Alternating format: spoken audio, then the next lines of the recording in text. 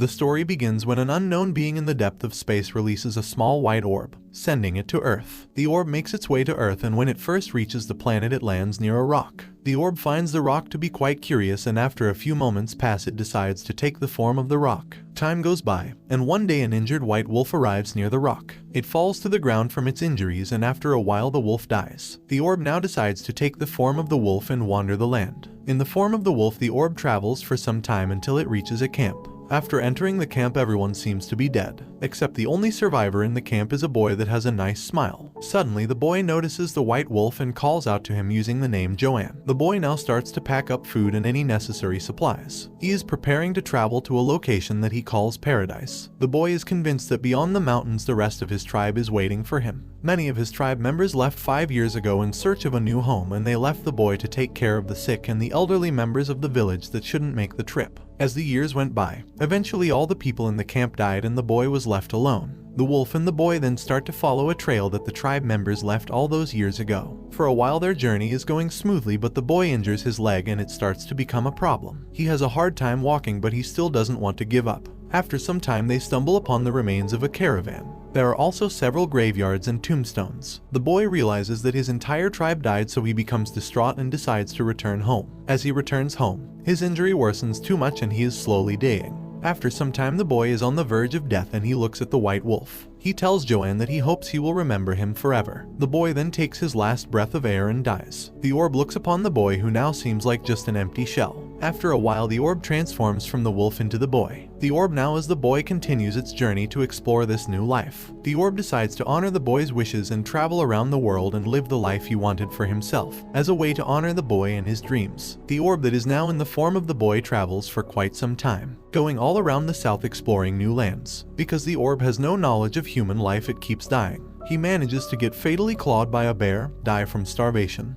injuries, and other elements. But every single time the orb just regenerates the body and continues its journey. After some time the boy reaches a small village. In the village the people are planning to sacrifice a little girl called March. They are doing this human sacrifice to please a god that is called Onaguma. They believe that with this sacrifice they will be spared and have more success in their fields. The villagers take March and take her towards the mountain to the altar. Before she can be sacrificed, her friend called Peron intervenes and distracts the villagers, giving March an opportunity to escape. While March makes her escape, she runs into the boy, who is in the middle of her regeneration. Right behind her are the villagers, but when they see the boy changing shapes and forms they get scared and run away. March and the boy spend some time together and she gives him some fruit to eat. The boy devours it like an animal, as it's the first time that the orb has tasted food. The boy and March then take a rest for a while. March has a nightmare that the villagers have found her friends and sister and are sacrificing them to Onaguma as her replacement. March then decides to go back to the main road and the boy follows her like a little dog. She is a special human and the orb feels safe with her. March proceeds to make friendly fun of the boy for acting like a kid.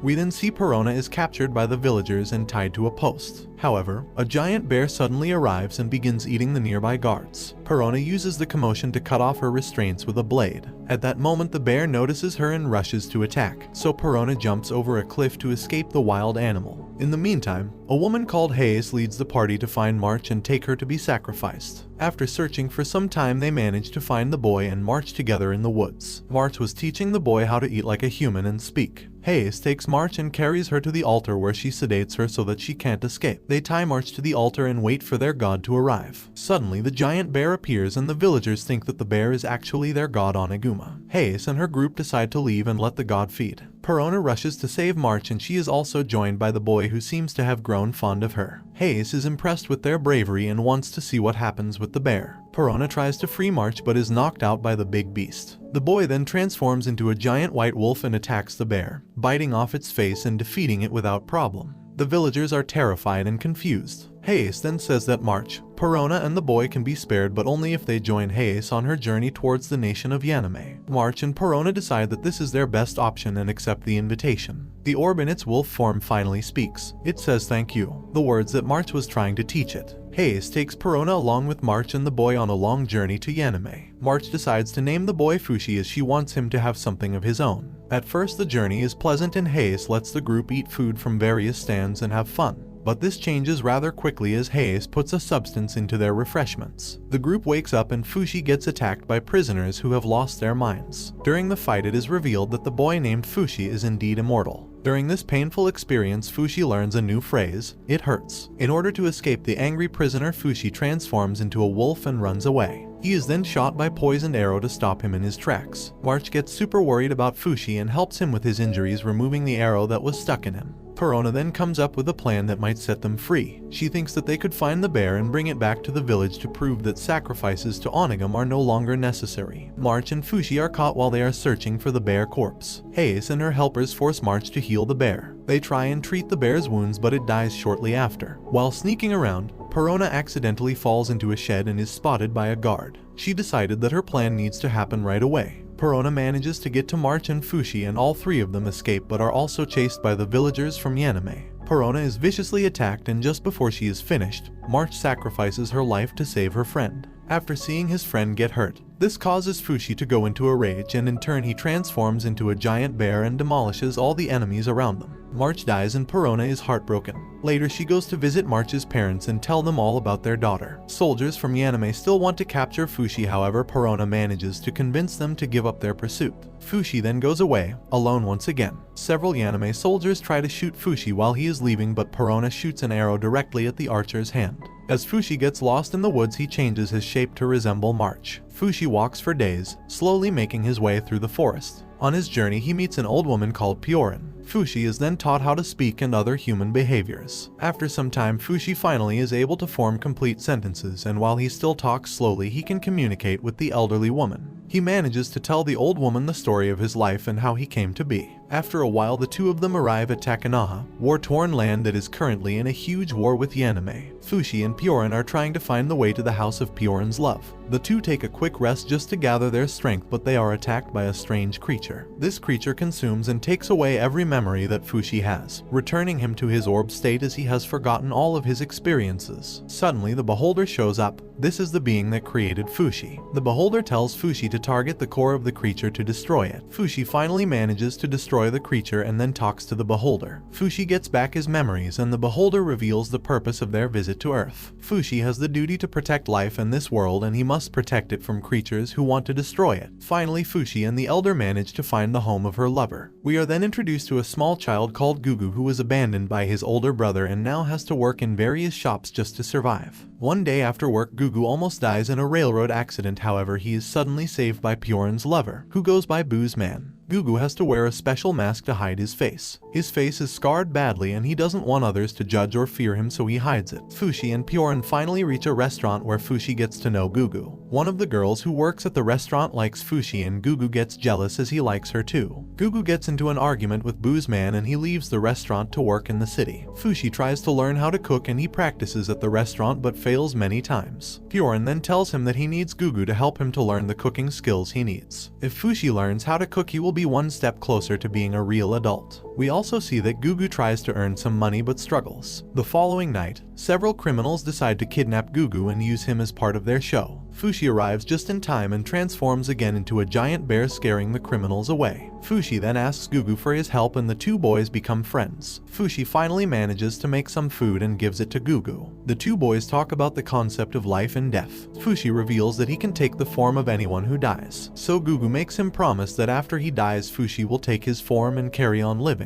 Fushi agrees and promises this to his new friend. Gugu then loses his mask, which helps him hide his face, so Fushi goes to find it and the two friends return to the restaurant. Fushi manages to find Gugu's mask, but he is then attacked by a mysterious creature. Fushi gets overpowered by something called the Knockers, but Gugu manages to save him at the last minute using fire. After those events, Gugu goes back to the restaurant where he teaches Fushi how to properly cook. The two boys form a beautiful friendship and Fushi is truly happy for the first time. 4 wonderful years pass and Fushi is proud of his progress as a human. He is even proud that his facial hair has started to grow on its own. However, his happiness doesn't last much longer as all of a sudden the beholder appears, telling him that he must leave this area. Fushi refuses as he wants to stay with Gugu and his new friends. He doesn't want to leave his community. One of the girls in the town, called Rian, celebrates her 16th birthday but is scared because she is arranged to marry a man that is 4 years older than her. Gugu gets drunk and finally confesses his love towards Rian. The following morning, Gugu doesn't remember anything as he was very drunk.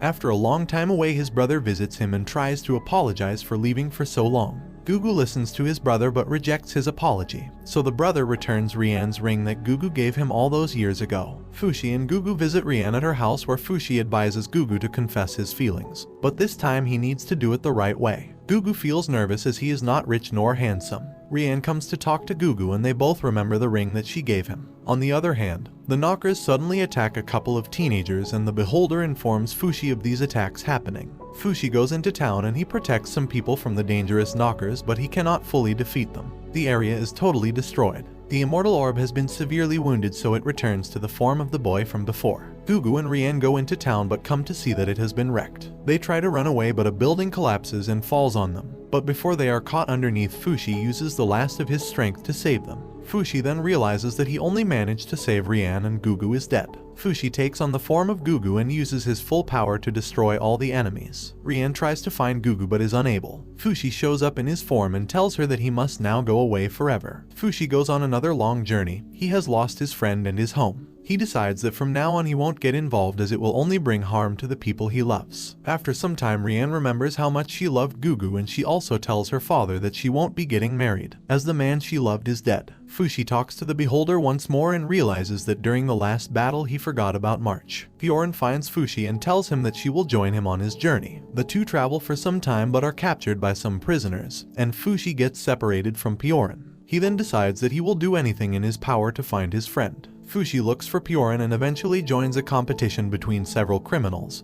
which ultimately gives him the chance to save Bjorn. Fushi doesn't do too well in the first round. Other warriors in the arena begin fighting each other and Fushi enters when there's only one left standing. Fushi uses his regeneration power to take several lethal hits and ends up winning as his opponent became mortified. The second round begins and Fushi decides to transform and wins once more. Fushi manages to transform into Bjorn, which makes him realize that his friend is dead. Fushi is still trying to figure out how Bjorn died. He then meets a young girl named Tonari who tells him that there are good people who have become criminals because of bad luck. She remembers her father, who was also a criminal. Fushi then tries again to rescue Bjorn, but the beholder tells him that he should honor her memory and legacy. The next round of the tournament arrives and Fushi demonstrates too much power as he dominates all the other fighters. Two other fighters enter the arena as well, but Fushi still wins at the end of the round. He is once again confronted by Tonari, who tells him that killing is a horrible thing to do. The knockers show up and Fushi must join forces with the villagers to defeat these monsters. Fushi finally gets back his memories of March and then becomes friends with Tonari. Fushi gets even closer with Tonari and the other children in the village as he likes spending time with them. However, Tonari is still a bit reserved as she has experienced much trauma in the past. She actually saw her father get killed in that same arena years ago. Fushi takes the form of March and sneaks in to find Bjorn inside a prison. Fushi goes to have the final match with Hayes, the person who caused him so much pain in the past. Hayes reveals that she was the one who killed Bjorn. Fushi goes into a rage, but Hayes injects him with a substance that knocks him out. Hayes becomes the leader of the Janata Island and she can now do whatever she wants with Fushi and his friends. Hayes is still basking in her victory and she starts making up stories so that the villagers worship her even more. She lies to them and tells them that she was the one who found Fushi and that he was just a beast when they met, claiming she was the one who helped him learn how to talk and about humanity. Hayes then tells Tonari that she can rule over Janata Ilsand and then takes Fushi to a hidden room where she starts to assault him. Tonari and the rest of her friends attempt to save Fushi, but unfortunately they're caught by guards. Fushi tells Hayes that he will allow her to do whatever she wants with him only if she releases Tonari and her friends and allows them to leave the island. She accepts this offer and gives Tonari a boat so that they can leave, but she still injects them. When Tonari awakens, she wants to return and save Fushi. In the meantime, Fushi is now also injected and is basically Hayes' slave. Tonari comes back to the island and once again tries to save her friend. While trying to rescue Fushi, she is met by several knockers. The monsters begin attacking everyone on the island without mercy. Fushi and Tonari both fight off the monsters, who have also now started to possess the dead. Tonari's friends try to help but are easily slain in the battle. The knockers have now evolved their powers even more, so Fushi and Tonari now have to also handle their dead friends. Fushi starts going into panic mode as he is breaking down, heartbroken about his life. Hayes then captures Tonari and forces Fushi to act. Fushi promises once again to do anything as long as Tonari is set free. Tonari is ready to sacrifice her own life as long as she takes Heiss with her. But Fushi suddenly manages to save both of them from the burning pit that is infested with knockers and corpses. Fushi then takes Heiss with him and leaves Tonari to rule over the island in peace. Heiss finally wakes up and she tells Fushi that she actually loves him, making him angry, and in turn he puts her on another boat and he leaves with his own one. At first, Fushi is afraid of integrating back into civilization and living among human society. He is afraid that it will only cause pain. In the end, he decides that he will rejoin his friend Piorin and spend as much time with her as possible.